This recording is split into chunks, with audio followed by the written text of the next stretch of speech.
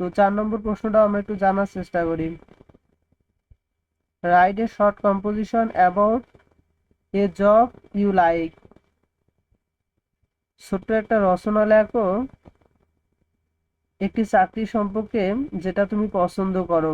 তো এটার তো নম্বর দিবে হচ্ছে আমাদের কত, 10 নম্বর, যেটা গল্প থেকে আমাদেরকে লিখতে হবে।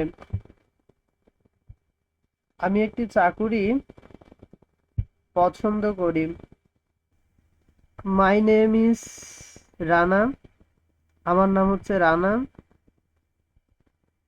I M a student of class 5। আমি পঞ্চম শ্রেণীর একজন ছাত্র। I like the job of A fire fighter. যে আমি একজন দমকল কর্মী। আমি দমকল কর্মীর যে চাকরিটি আছে সেটি পছন্দ করি। It is a great job. এটা হচ্ছে একটা মহান পেশা। The fire fighter put out fires. দমকল কর্মীরা আগুন নেভায়।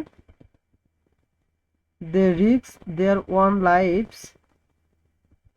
তারা তাদের জীবনের ঝুঁকি নেয়।